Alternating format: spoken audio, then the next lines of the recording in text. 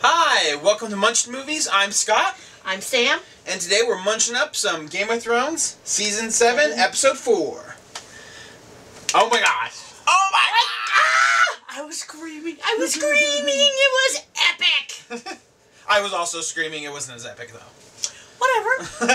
Whatever. Oh my gosh. So, I mean, there's a lot to talk about, so let's just get right into it. So, Arya shows up. Arya. You didn't say it this time. No, I didn't, because I was waiting for it. Anyway, well, the homecoming wasn't as sweet as I thought it was going to be, and I'm wondering if it's just because... Really? Well, because they are both... There was some tension between the two. I thought that... I actually really liked the homecoming. I mean, when Arya first got there, you could tell things were different, how she couldn't get into the gates and stuff, which I thought was kind of fun back and forth. I was a little worried that she wasn't going to get in, but obviously we know that she's going to get in. But once she actually met her, I mean, I didn't really get the, like... Yes, there's some tension between them, because obviously it just felt like they were like, well, so you're Lady Stark. Good for you. Yeah, I mean... That kind of thing. That's what... Kind of. I think that Sansa knows her backstory, and so she doesn't really understand Arya's, which I'm surprised she didn't pry at more. But when she does learn about, like, Arya's like, well, I have a hit list, basically. And Sansa's like, oh, yeah. You're funny. You have a hit list, like a little kid's hit list type thing. And then finally she realizes... she just kind of, like, looks away and, like... But then when she's battling Brienne, it's like, oh, my God. She has a hit list. She's going to kill Cersei. She's a hitman. She is going to kill her. She's going toe-to-toe with, like... You know, a legendary, swordsman, which Brienne is. And I think it scares the absolute crap out of her. Yeah. Like, she looked way worried when she was walking away. So, I mean, I think that's and Bran obviously knows when, Bran, he is so interesting now. The gal made a really good point that the Bran we know and love died in that cave. Now he's solely the three-eyed raven. Yeah. And you kind of get that from this, where he's so disconnected. Yeah, but I think it's interesting that, I kind of wonder how because he's, like, playing his cards close to his hand. Like, he's not saying a lot of stuff. Like, when Littlefinger gives him the sword, which I'm like, oh my gosh, Littlefinger's giving him a sword, he's going to say something. He only really just mentions, like, chaos is a ladder. And it's like, okay, what is that supposed to mean? You know what I mean? Like, it kind of has, like, essences of something, but you're not quite sure. So he's playing his cards really close to his hand. He gives Arya the dagger, which I thought was cool. Valyrian steel. But I kind of wonder. So this dagger is going to play a big role, obviously. Yeah. It's quite evident, and obviously Sansa is weary of Littlefinger giving anyone anything. He doesn't give anything away for free. Yeah, I think moving on to, I think we need to go into the cave with the dragon glass, which was really pretty cool. I like the little hieroglyphics and. On the little after the show thing we usually watch that, they mentioned that it has the spiral sort of design all over the cave, which I know is an important design because it's been throughout the entire series. It was a little like, okay, yeah, we have this problem. It's like, you don't trust me and I don't trust you. And look, it's written all over the walls. Like, there was also another battle where someone didn't trust each other and now we have to fight against the White Walkers, which is my goal. So... we're fighting against the White Walkers, right? And it's like, okay, calm down, John. No, I can't blame him for acting the way that he did, but I can't, and honestly, at this point, I can't blame Daenerys to be like, well, dude, I still need your loyalty. Come on. Yes, I'll help you, I believe you, but I could easily fight them by myself. I don't need you to fight them with me, kind of thing. And I think that, and they do mention that there was a little sexual tension, like some... Can you feel the love tonight? That's all you can sing. We'll get copyright infringement on YouTube. Oh, jeez. Whatever. No, but I agree. There is a little tension there. It's kind of sick. It's like aunt, nephew. Yeah, aunt, nephew. Of course, they don't know that, but yeah, aunt, nephew thing. Yeah, we know that. Yeah. But anyway, so making progress there. Huzzah. Yep. But guess who shows up at Dragonstone? Theon, the little wanker.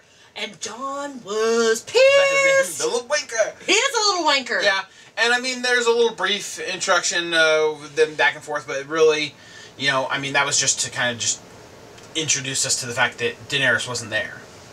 I I know, but this was also another kind of homecoming because Jon hasn't seen Theon in years. Technically, I think Jon still thinks that Theon murdered Bran in them. Yeah, because I don't think he knows he hasn't that seen he didn't. Bran. I mean, maybe there's been some correspondence back and forth because things happen a lot quicker apparently in season 7 than they did ever before. But yeah, so I'm sure more will come from that. So let's go on to the main event. Oh my gosh, I was so like when Jaime turned around, I was like, what's that sound? And it's like. And because we knew Daenerys was no longer at Dragonstone, she is gone, and so me and Scott were just like, "Is it a dragon? Is it a dragon?" And it turns out it's the Dothraki, and I'm like, "Okay, that's cool too." Yeah, right when they were about to come over the hill, I was like, "Dothraki!" I hear the kind of like yells and stuff. And I was like, "It's the Dothraki," and I'm like, "Oh my god, no, she's gonna fly over and blast the hole in their spear guys, and they're just gonna come crashing through." And Dothraki, they're like jumping off they're on their horses, and they get up to the line, and they jump over, and they're like attacking people. It's like, they are vicious. They're pretty ruthless. Pretty cool, you know what I mean? Like, they're on top of things, they're just like cutthroat, you know? He chops the leg off of that one. Oh, the horse! The poor horse! See, the people I don't care about, but the horses don't mess with What about the dragon? The dragon! That made me sad! Oh, bless his little heart! I mean, bless his little heart. Shut up. Don't judge me. I mean, so yeah, we're kind of rushing through this a little bit, but I do think that this battle was amazing.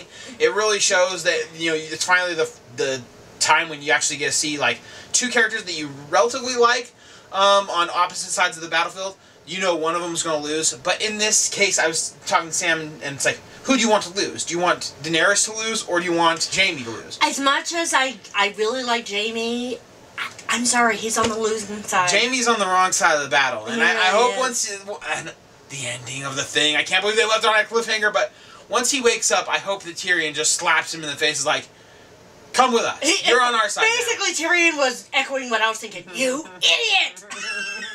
You idiot! Yeah, I know. He's driving at the dragon. Thinking he was gonna stab. Really? Okay, I think his emotions got the better of him because he's a lot smarter than that. Yeah, and if he was gonna charge her, wouldn't he have just thrown the spear? I feel like before the dragon, like right before the dragon started to turn around, he should have just thrown it if he was gonna like go in, and then he should have just jumped out of the way because I mean it was just dumb. Yeah. Dumb. Nothing else to say about that. That was a dumb move. You're not gonna one person versus dragon is not gonna happen. But yes, it left us on a cliffhanger, and we're like, no, they can't do that, no. But anyway, so coolest scene. I love seeing the dragon flying around. Yay, Dracarys! Good boy.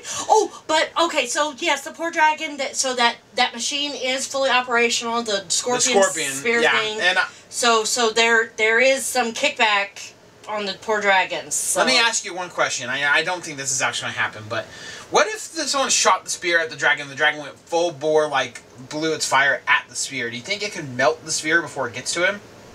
Well, probably not. I'm going to say no, because the tip of it is made out of metal. The rest of it is wood, right? Yeah. So it'll burn the wood, but the metal, it's such a high velocity... Yeah, I just kind of, I don't know. I mean, I think that it's amazing. I'm pretty excited about everything. I think you got some high hopes on that one. Yeah. Anyways, in the trailer for the next episode, you see Jon kind of coming back to Winterfell, and he knows Bran's there because he mentions it. Mm-hmm. So we'll get that reunion, and we'll get a lot of cool stuff next episode. Do you think Bran will actually tell him about the R plus L equals J? That's my hope. That's what we're hoping he says. Oh, I'm so happy! So, anywho. And we see a picture of the White Walkers, so maybe we'll make some progress there as well. Yeah. So... thanks for watching. Comment, like, and subscribe if you like our stuff. If you don't, just don't leave anything. We don't need that.